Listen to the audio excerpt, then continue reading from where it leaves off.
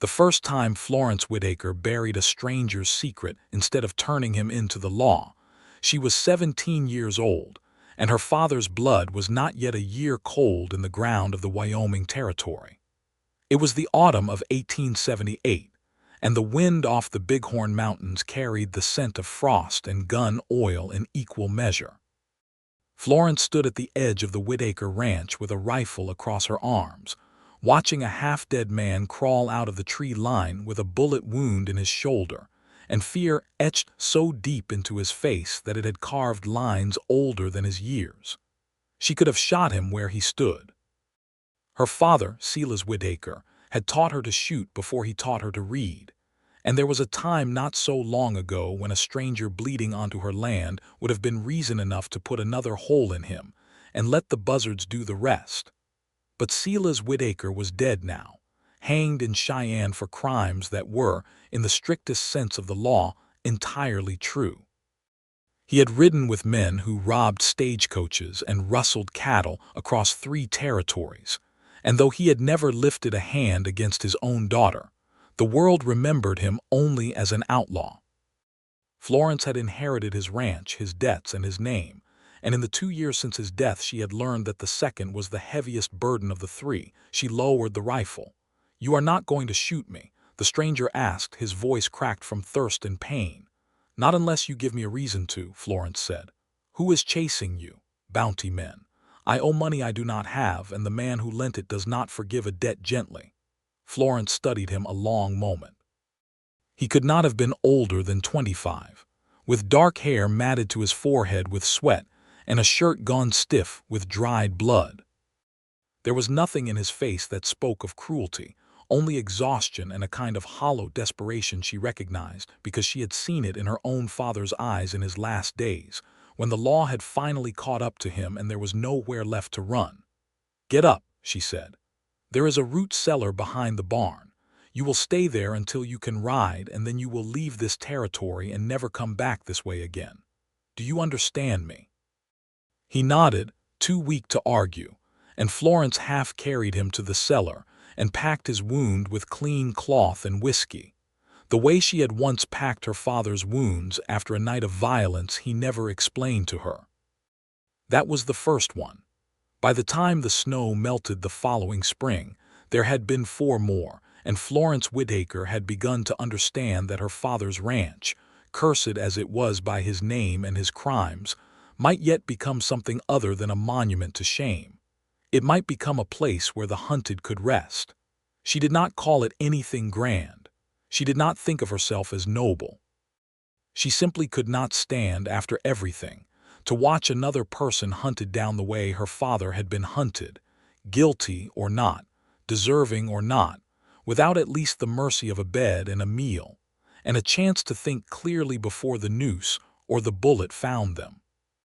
It was in the spring of 1879, nearly 2 years after her father's death, that Noah Bancroft rode onto the Whitaker ranch for the first time, and Florence Whitaker's life bent itself around him the way a river bends around a stone it cannot move.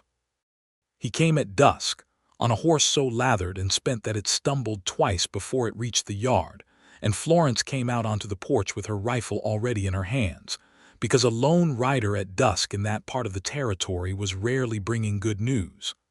"I'm not here to trouble you, ma'am," he said, raising his hand slowly, though he did not dismount.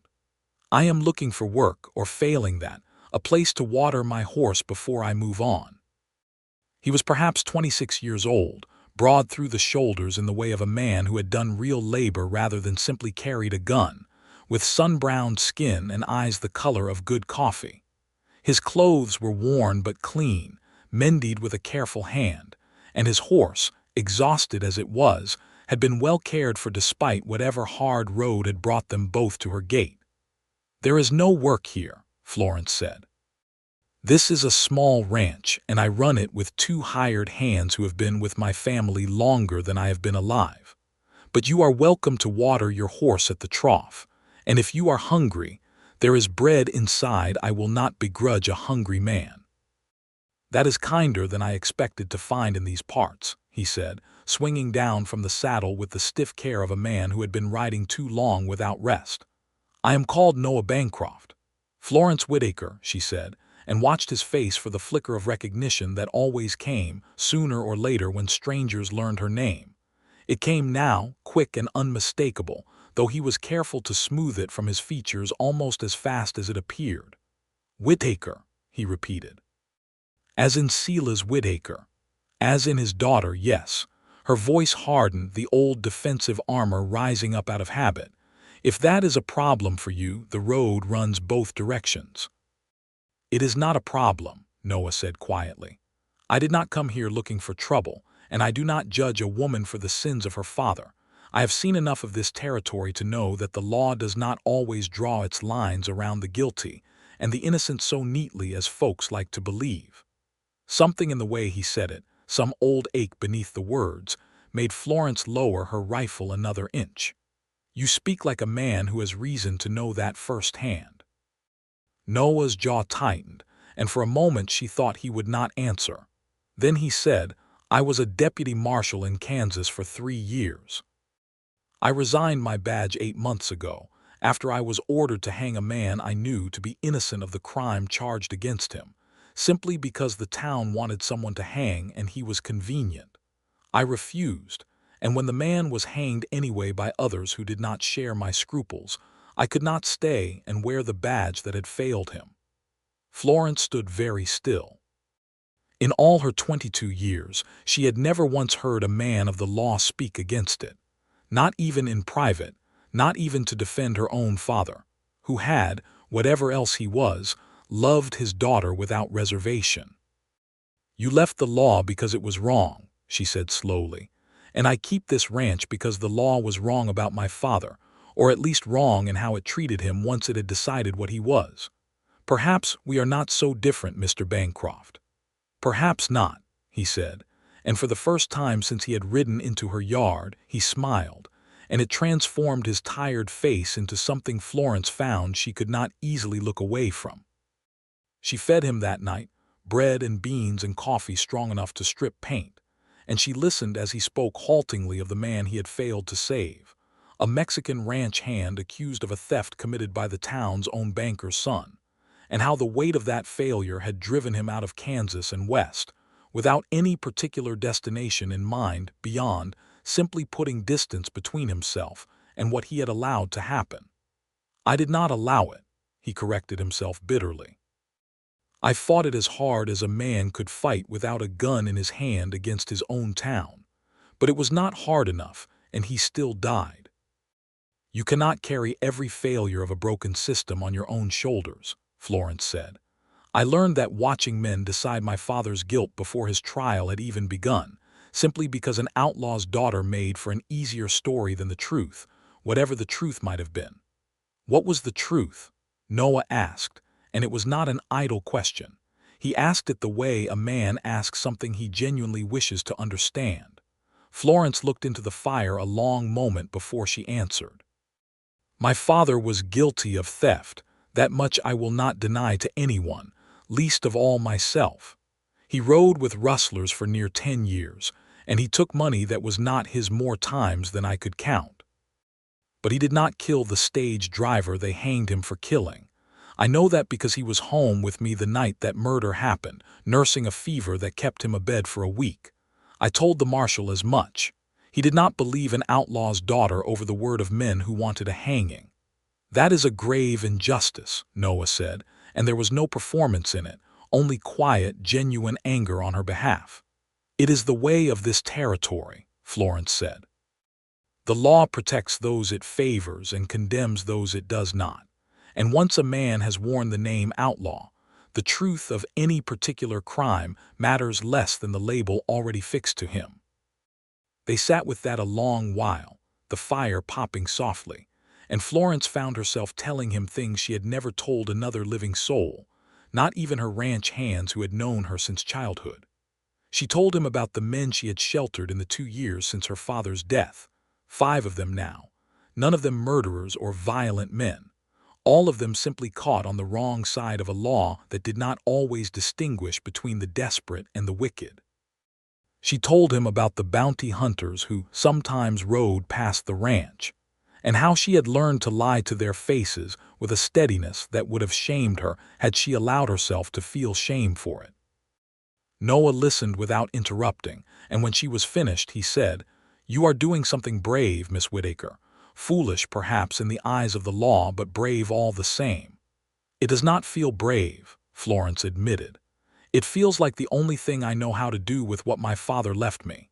This ranch, this name that frightens decent people and draws desperate ones to my door. I might as well use it for something that lets me sleep at night." "Then let me help you," Noah said suddenly, and Florence looked up, startled. "I have no home to return to, no badge to answer to any longer, and I have seen enough of the law's failures to want no further part in serving it blindly. Let me stay and work this ranch alongside you. I will earn my keep honestly, and I will help you protect whoever comes through that gate needing protection." Florence studied him in the firelight, searching for some sign of deceit or opportunism, and found none.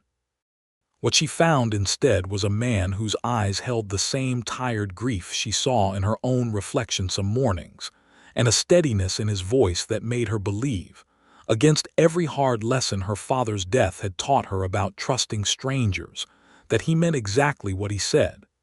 "You do not know what you are asking to be part of," she warned him. "If it is ever discovered what happens on this ranch, we could both hang for it." "I know," Noah said simply. "I have already lost everything once for standing against an injustice I could not stop. I would rather lose it again standing for something I believe in than keep it by standing for nothing at all." "Then stay," Florence said, and the word came out steadier than she felt, though something in her chest had gone warm and unfamiliar, a feeling she did not yet have a name for and would not allow herself to examine too closely. Noah Bancroft stayed.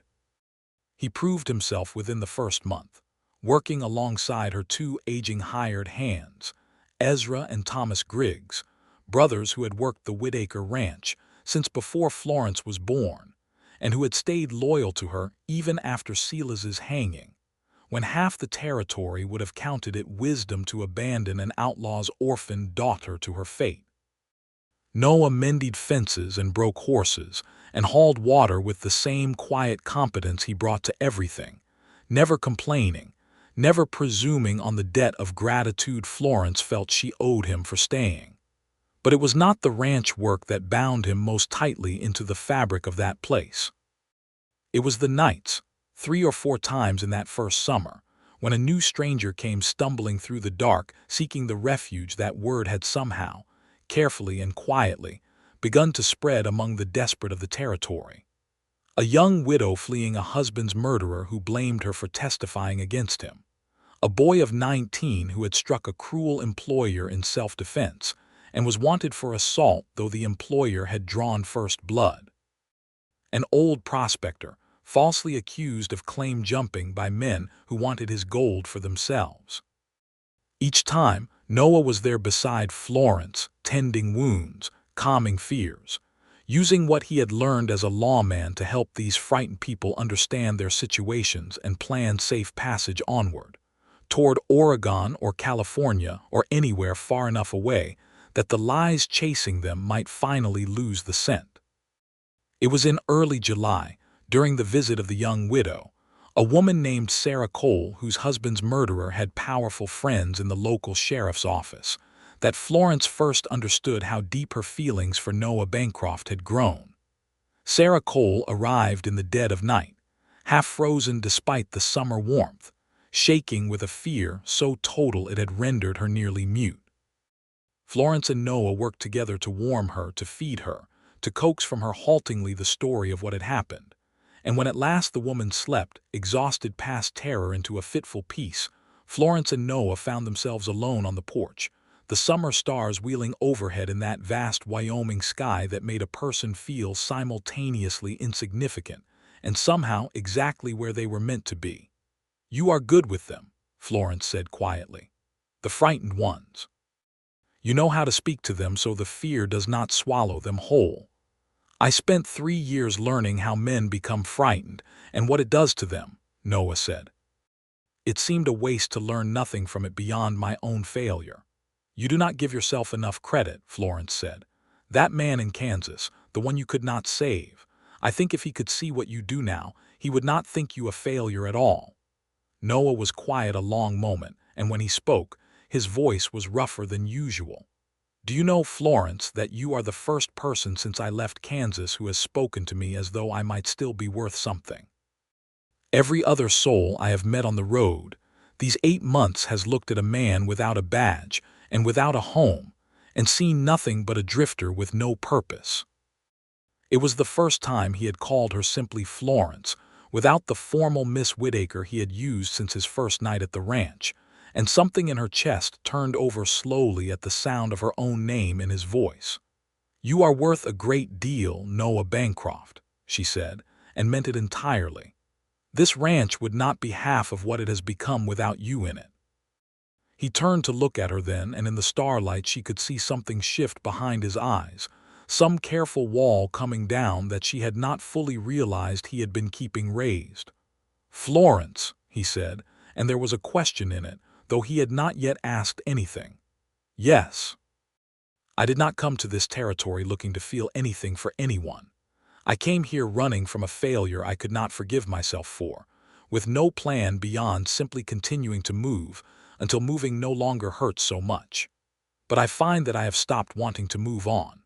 I find that this ranch, and the work we do here, and you, most of all you, have become the only thing in 8 months of wandering that has made we understand what it might feel like to belong somewhere again." Florence's breath caught. "Noah, I do not ask you to say anything in return," he said quickly, misreading her hesitation for reluctance. "I only wished you to know it. Whatever comes of it or does not, I wished you to know." "Noah," Florence said again, more firmly this time, and reached out to still his hands, which had begun to fidget with the brim of his hat in a rare display of nervousness that she found, despite the gravity of the moment, unexpectedly endearing. "I am not reluctant. I am only afraid because everyone I have loved in this life has either died or been taken from me by a law that decided my grief mattered less than its own judgment. My mother died of fever when I was 11. My father was hanged when I was 17. I do not know how to love someone without also fearing, every single day, that I will lose them too." "I cannot promise you that will never happen," Noah said gently. "No one can promise such a thing, not in this territory, not in this life. But I can promise you that I will not leave you by choice, not for fear, not for doubt, not for anything less than death itself standing between us. I have already run from one thing I could not save. I do not intend to run from this." Florence felt tears rise, unbidden and unwelcome, the first she had allowed herself to shed since her father's hanging 2 years before. "Then do not make promises you cannot keep, Noah Bancroft. Make me only the promise you can." "I promise," Noah said, taking her hands properly now, "that for as long as you will have me, I will stand beside you on this ranch, and beside every frightened soul who comes seeking refuge here, and I will love you with everything I have left to give, which I confess is considerably more than I believed I still possessed until I met you." Florence Whitaker, who had buried her father's shame and carried his sins and built out of the wreckage of his death something she could be proud of, leaned forward in the starlight and kissed Noah Bancroft, and felt, for the first time in longer than she could remember, that the ground beneath her feet was solid enough to build something lasting upon. They did not marry immediately. There was too much work to be done, too many frightened souls still finding their way to the ranch's gate, and both of them understood, without needing to speak it aloud, that whatever they built together would need to be built on the same foundation of careful, patient trust that had brought them together in the first place.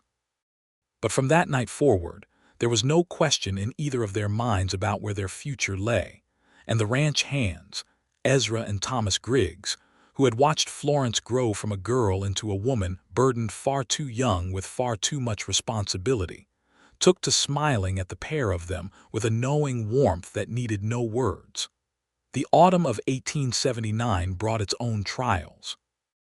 A drought settled over the territory that threatened the cattle herd Florence had worked so hard to rebuild after her father's death had left the ranch's finances in ruin. And Noah worked alongside Ezra and Thomas from dawn until well past dusk, digging new wells and driving the cattle to whatever grazing land still held water, determined that the ranch would not fail for lack of his effort. It was during this difficult season that the greatest test of their fledgling refuge arrived, in the form of a man named Jeremiah Cross. He came to the ranch on a night in late September, and unlike the others who had sought shelter there, frightened and desperate, Jeremiah Cross rode in with a swagger that immediately set Florence's instincts on edge. He was perhaps 35, handsome in a hard-edged way, with a silver-plated revolver on each hip and a smile that did not reach his eyes. "I heard tell," he said, when Florence and Noah met him in the yard with rifles held ready, "that the Whitaker Ranch has become a haven for men the law wants caught. I find myself in need of exactly such a haven, seeing as there is a rather substantial bounty on my head at present." "What is the bounty for?" Noah asked, his voice carrying the flat authority of his old lawman training. "Does it matter?" Jeremiah asked, still smiling. "I am told this is a place that does not ask such questions." "It matters a great deal," Florence said sharply.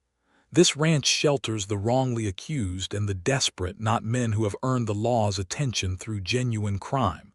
If you cannot tell us honestly what you are wanted for, you are not welcome here." Something flickered across Jeremiah Cross's face, a brief flash of calculation quickly smoothed over. "Very well. I am wanted for the robbery of a bank in Laramie. I will not pretend I did not commit the crime, only that the men I robbed were themselves crooked bankers who had foreclosed unjustly on half the ranches in that county, my own family's land among them. I took back only a portion of what they had stolen from decent folk through their crooked lending practices." "That is a convenient story for a thief to tell," Noah said, unmoved. "It is also in this case entirely true," Jeremiah said, his smile fading into something more serious. "You may verify it easily enough. The Laramie Bank's practices are well known through this territory. I do not ask you to trust my word alone." Florence exchanged a long look with Noah. There was something in Jeremiah Cross that unsettled her deeply, some quality of calculation beneath his charm that reminded her uncomfortably of the worst of the men her father had once ridden with. But his story, when she considered it, was not implausible, and she had built this refuge precisely because she believed that the law's judgment did not always align with true justice. "You may stay one night," Florence said finally. "One night only in the barn, and you will be gone before dawn. I do not trust you, Mr. Cross, and I would advise you not to test whatever trust I have extended by mistake." Jeremiah Cross bowed with exaggerated courtesy. "You are gracious beyond what I expected to find in this territory, Miss Whitaker. I shall not overstay my welcome." But he did not leave before dawn, as promised. Instead, in the deep hours of the night, Florence woke to the sound of raised voices in the yard, and rushed outside with Noah close behind her to find Jeremiah Cross attempting to lead 3 of the ranch's best horses out of the barn, his saddlebags already stuffed. Florence realized with a cold jolt of fury, with silver from the small strongbox she kept hidden beneath the floorboards of her father's old room. "You ungrateful thief!" Florence shouted, rifle already raised. "I gave you shelter, and this is how you repay it." Jeremiah Cross turned, and the false charm had entirely drained from his face, replaced by something colder and more calculating. "A man in my position cannot afford sentiment, Miss Whitaker. I am sorry for it, truly, but I need the silver more than you do, and the horses will get me further from the men chasing me than my own tired mount ever could." "Put down the reins," Noah said, his own weapon leveled now, his voice carrying the steel of his old badge despite the years since he had worn it. "You will not steal from this ranch, not after what has been offered you here in good faith." "I do not think you will shoot me," Jeremiah said, though there was less certainty in his voice than his words carried. A woman who shelters outlaws out of some misguided sense of justice is not the sort to gun down an unarmed thief in her own yard.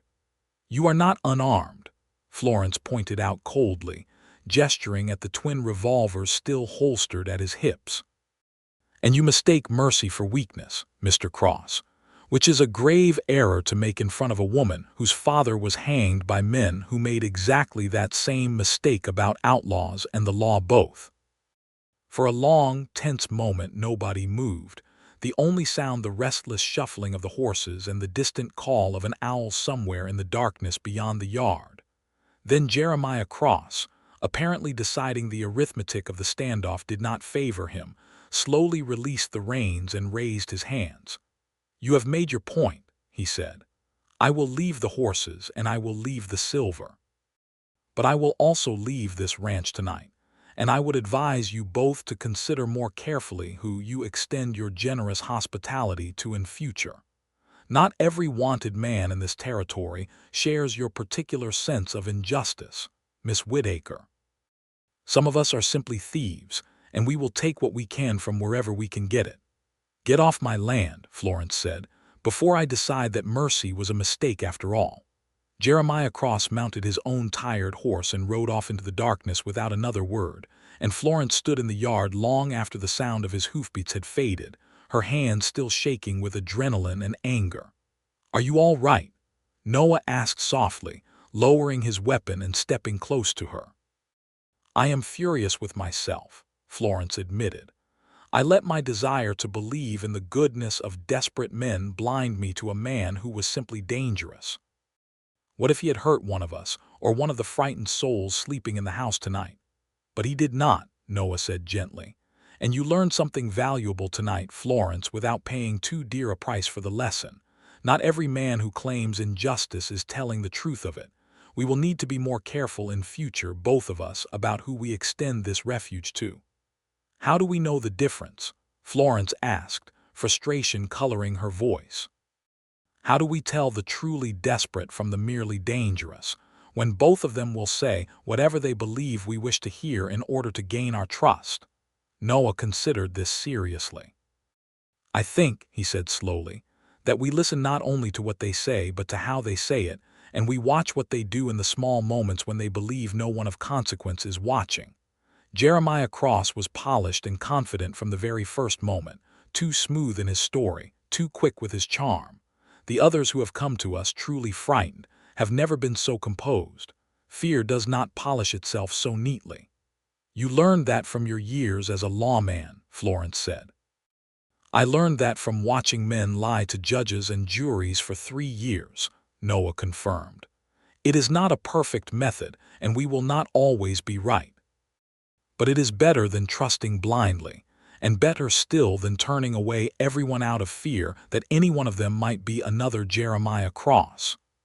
They resolved, from that night forward, to be more careful, and though the incident troubled Florence's sleep for several nights afterward, it did not shake her fundamental commitment to the refuge she had built.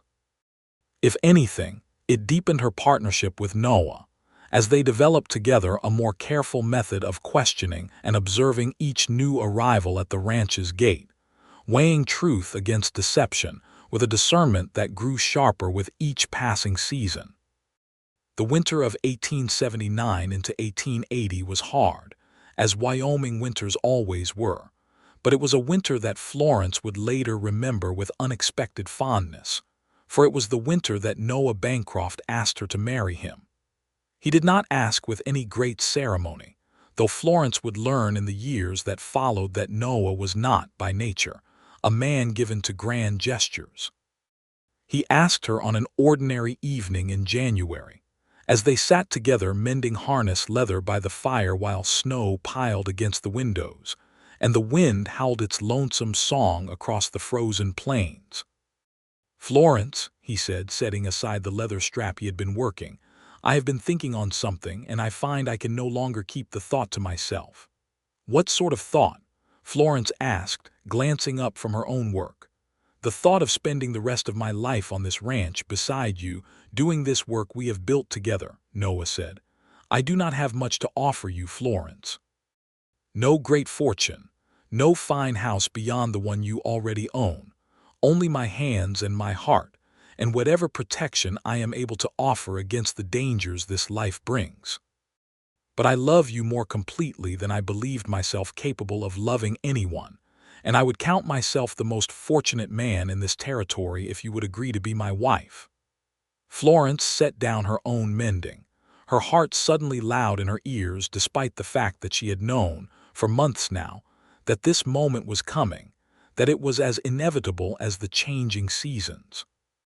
"Noah Bancroft," she said, "I have spent 2 years of my life certain that I would never trust another soul enough to build a future alongside them, certain that love was a luxury my father's name had forfeited on my behalf before I was even old enough to understand what I was losing.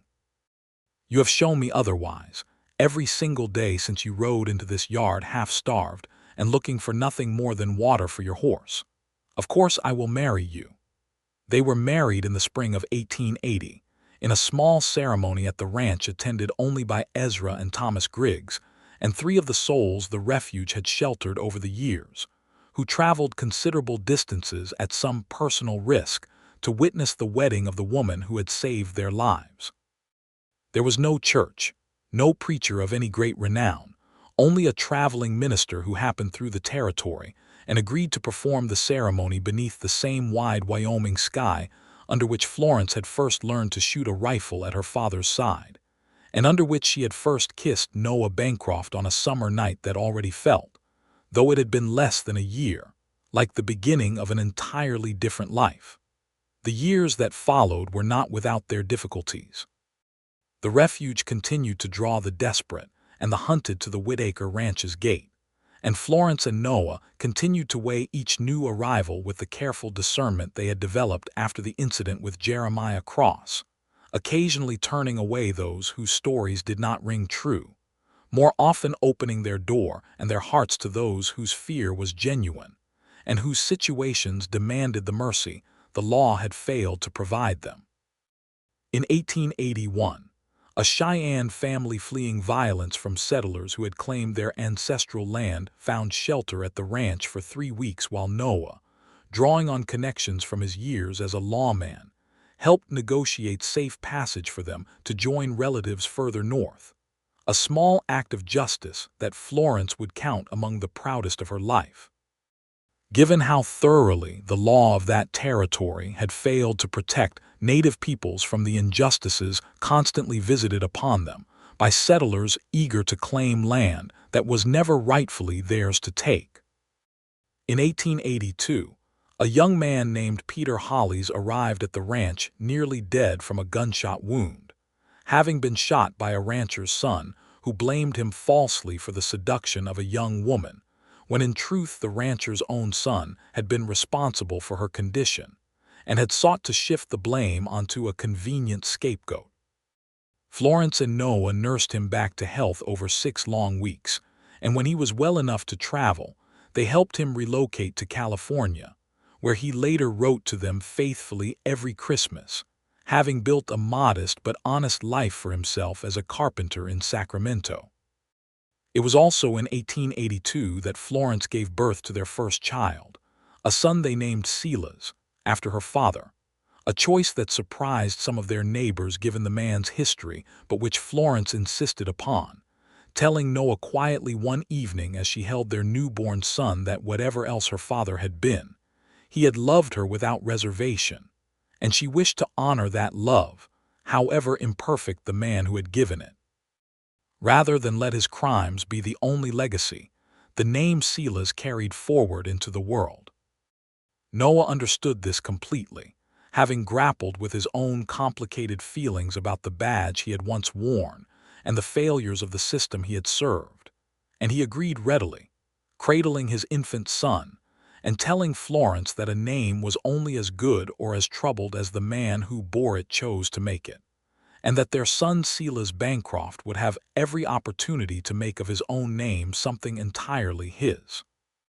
The ranch continued to prosper despite the periodic droughts and hard winters that tested every rancher in that territory, in part because Noah's skill with cattle and his careful management of their resources proved as valuable to the ranch's finances as his courage had proven valuable to the refuge they operated in secret. By 1884, the Whitaker Ranch, now more properly thought of by those who knew its full history as the Bancroft Whitaker Ranch, had become one of the more successful operations in that stretch of Wyoming territory. Its cattle herd robust, its land well managed, its reputation among honest folk one of quiet respectability that masked, to all but the most careful observers, the continued work of sheltering the hunted that Florence had begun alone, years before. In the shadow of her father's hanging, their second child, a daughter they named Grace, was born in the spring of 1884, and it was around this time that the greatest external threat to their refuge finally arrived, in a form neither Florence nor Noah had fully anticipated. A federal marshal named Thaddeus Kane, newly assigned to the territory and eager to make a name for himself through vigorous enforcement of the law, had begun making inquiries throughout the county regarding rumors he had heard of a ranch that sheltered wanted men. He had heard the rumors from a source Florence, and Noah would later learn was none other than Jeremiah Cross himself, who, having been caught and imprisoned for an unrelated robbery some years after his attempted theft from the Whitaker Ranch, had traded information about the refuge in exchange for a reduction in his own sentence. Marshal Kane arrived at the ranch on a warm afternoon in June of 1884, accompanied by 2 deputies, and Florence felt her blood run cold the moment she saw the federal badge glinting on his chest, though she was careful to betray nothing of her fear as she came out onto the porch to greet him, her infant daughter Grace held carefully against her hip. "Marshal Kane," she said evenly, "what business brings federal law to our ranch?" "I have received information," Kane said, his eyes sweeping the property with obvious suspicion, "that this ranch has, on numerous occasions, sheltered fugitives from justice. I have come to investigate the truth of these claims." Noah stepped out onto the porch beside Florence, his own face carefully composed despite the racing of his heart. He recognized the danger of this moment more acutely than Florence could, having spent years understanding exactly how federal marshals conducted such investigations, and how devastating the consequences could be if Kane found even a shred of concrete evidence to support the rumors. "Marshal," Noah said, extending his hand in a gesture of cordial cooperation that cost him considerable effort to maintain, "I was once a deputy marshal myself in Kansas, before I settled here with my wife. I understand the seriousness of the accusations you have heard, and I assure you we have nothing to hide. You are welcome to search the property as thoroughly as you see fit." Kane studied Noah with obvious surprise. "You were a lawman. 3 years as a deputy marshal in Ellis County," Noah confirmed. "I resigned my commission over a dispute regarding a wrongful execution, a matter of conscience rather than misconduct, and I can provide references if you require them. I do not say this to suggest I am above suspicion, only to suggest that a man who once wore the badge understands full well the gravity of harboring fugitives, and would not do so lightly."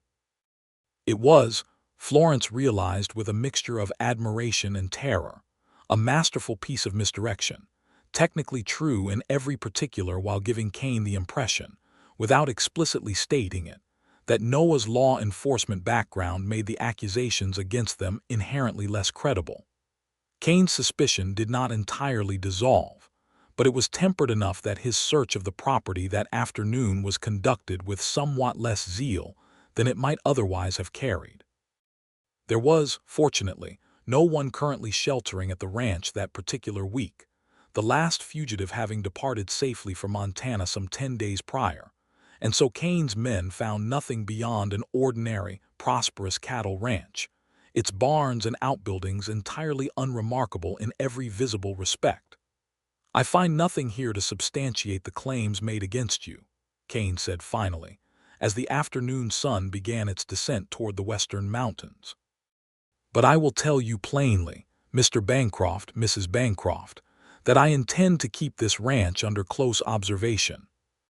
If I find evidence in future that these rumors carry truth, I will not hesitate to bring the full weight of federal law against you both, regardless of your history as a lawman or your standing in this community."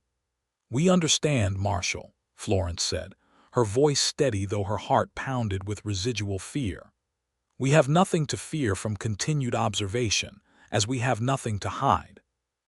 It was a lie, of course, and both Florence and Noah knew it to be so even as the words left her mouth. But Kane seemed satisfied enough with the answer, and departed the ranch that evening with his deputies, leaving behind him a warning that Florence and Noah understood would need to be heeded with the utmost seriousness. That night, once their children were asleep and the ranch hands had retired to their own quarters, Florence and Noah sat together at the kitchen table, the weight of the day's events settling heavily between them. "We cannot continue this work so openly as we have," Noah said finally. "Kane will be watching this ranch closely now, and any misstep could bring ruin not only upon us, but upon our children, and upon everyone we have helped in the years past, if Kane digs deeply enough into old cases and finds evidence connecting them back to us." "What would you have us do?" Florence asked, though she already suspected she knew the answer and dreaded it.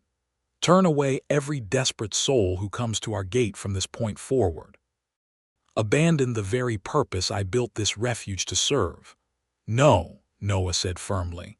"I do not suggest we abandon the work, only that we must be far more careful in how we conduct it. We must find new methods, quieter ones, that do not risk discovery so directly. Perhaps we establish contacts in neighboring territories who can help relocate those we shelter more quickly, so that no one remains on this property for more than a few days at most. Perhaps we develop signals with trusted neighbors who might warn us of federal observation before it reaches our gate. We must adapt, Florence, the way we have always adapted, but we cannot continue exactly as we have, not with Kane's eye now fixed upon us."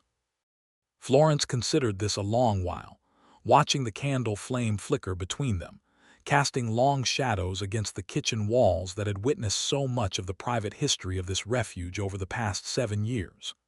"You are right," she said finally.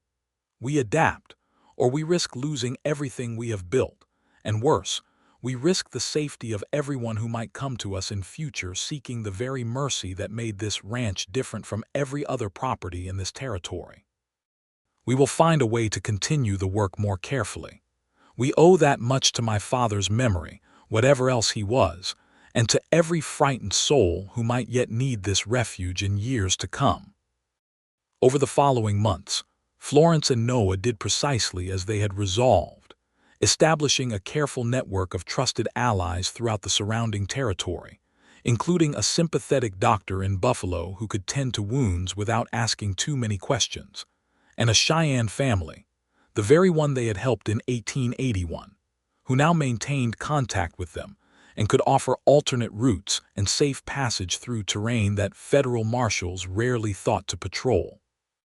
The refuge continued, but it operated now with a caution and sophistication that made it far less vulnerable to the kind of discovery Marshal Kane's investigation had threatened.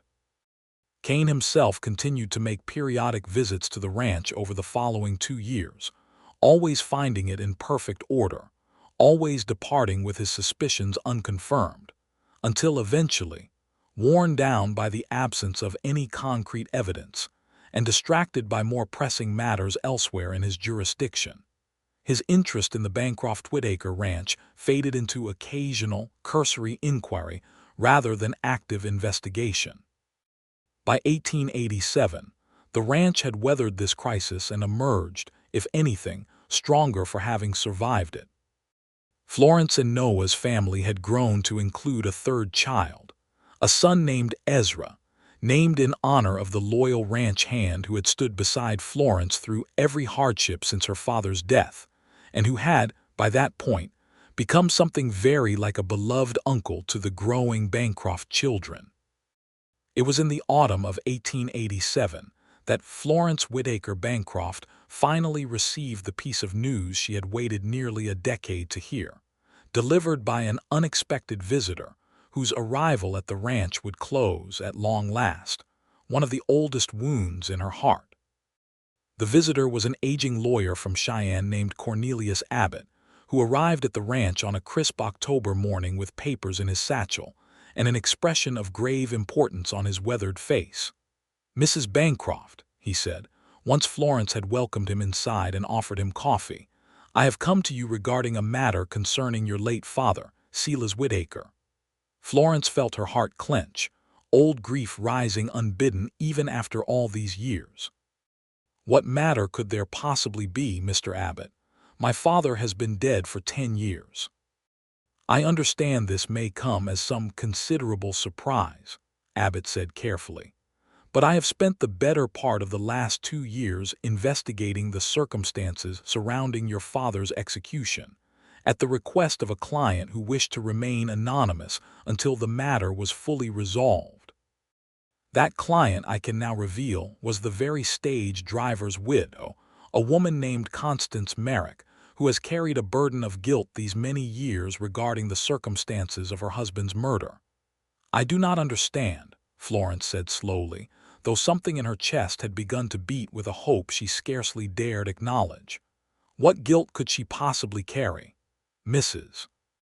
Merrick has confessed, in a sworn statement I carry with me today, that she has long known the true identity of her husband's murderer, a man named Walter Higgins, who was at that time courting her in secret, and who killed her husband out of jealous rage, then allowed the blame to fall upon your father, whose reputation as an outlaw made him a convenient scapegoat for a crime he did not commit.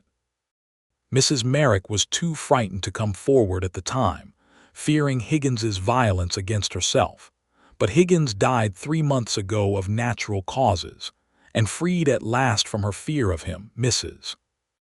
Merrick has chosen to set the record straight regarding your father's innocence in this particular matter." Florence sat in stunned silence, tears streaming freely down her face as 10 years of carefully suppressed grief and injustice rose to the surface all at once. Noah, who had come to stand beside her chair the moment he sensed the gravity of the lawyer's news, placed a steadying hand upon her shoulder. "This does not undo what was done to him," Florence said finally, her voice thick with emotion. "It does not give him back the years he lost, or give me back the father I might have had if the law had simply listened to me when I told them the truth 10 years ago." "No," Abbott agreed gently, "it cannot undo what has already been done. But it can, if you wish it, formally clear your father's name of this particular crime, restoring at least this portion of his reputation, and it comes with a further consequence I believe you will find meaningful. Mrs. Merrick, in her guilt, has left a portion of her own considerable estate to be given to your father's surviving family, by way of some small recompense for the injustice her silence allowed to occur. The formal exoneration, when it was finally processed through the territorial courts some months later, did not erase the truth of Silas Whitaker's many other crimes, the thefts and the years spent riding with rustlers that Florence had never denied. But it removed from his name the single greatest injustice, the false charge of murder that had sent him to the gallows, and it allowed Florence, for the first time in a decade, to visit her father's grave and speak his name without the crushing weight of that particular lie pressing down upon her heart.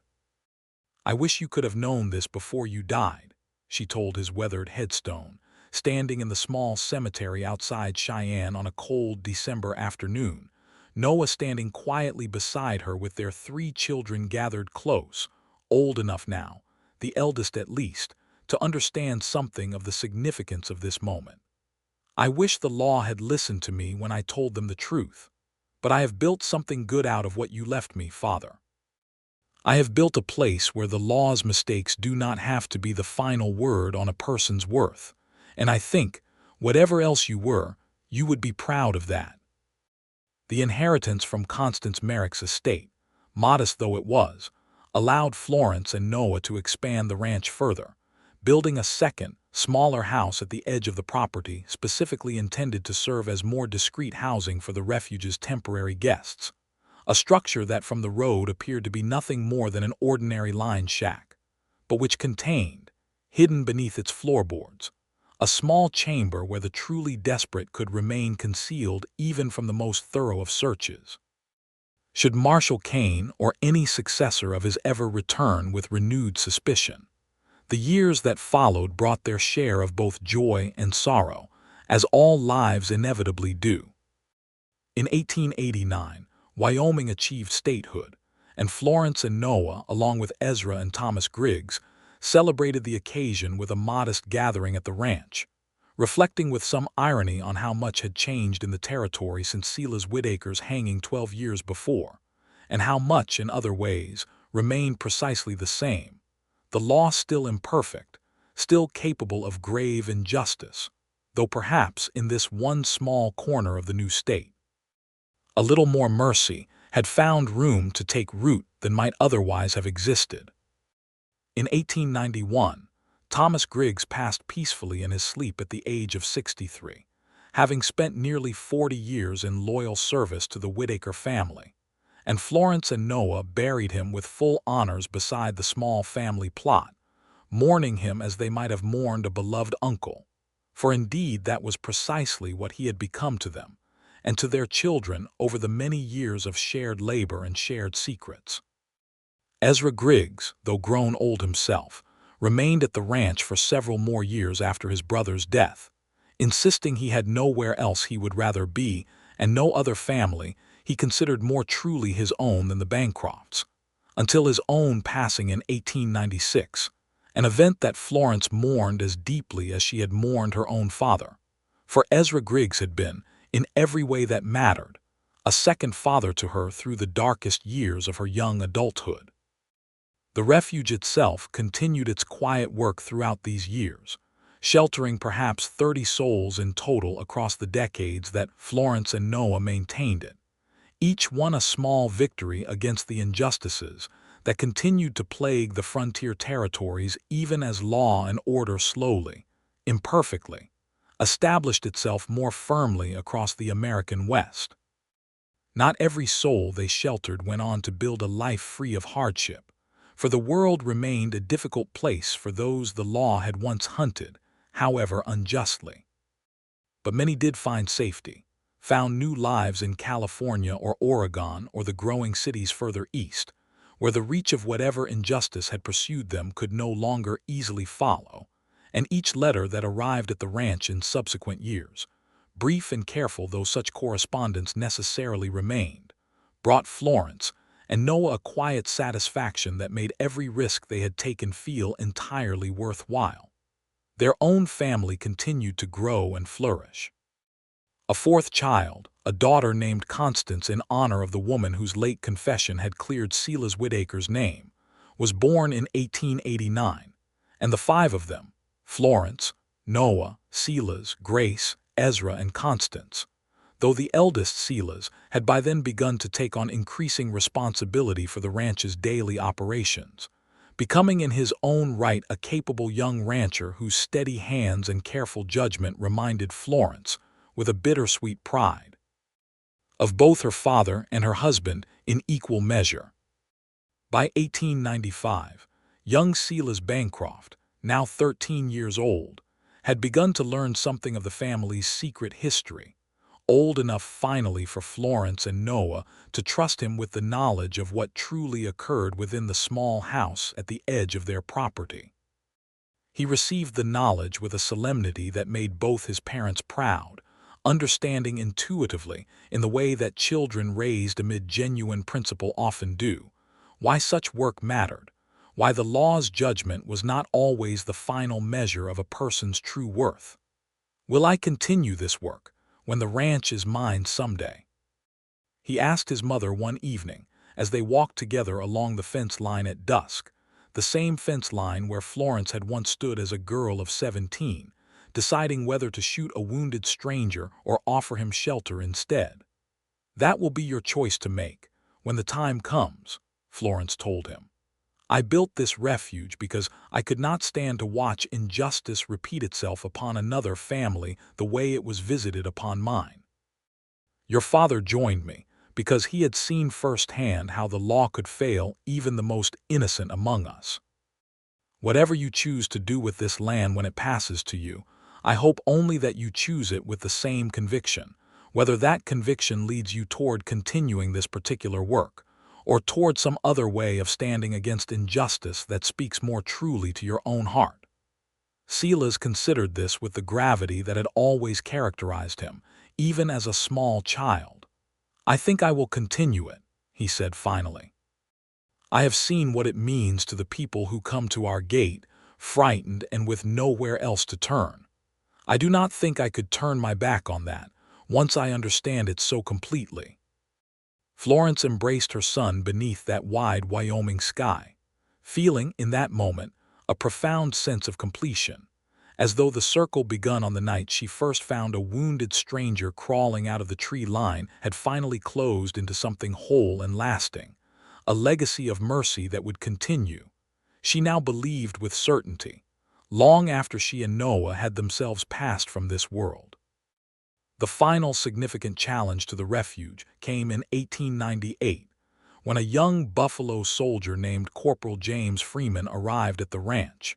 Fleeing a court-martial, he insisted, with considerable evidence to support his claim, had been engineered by a racist commanding officer determined to see him punished for a theft the officer himself had committed and sought to conceal.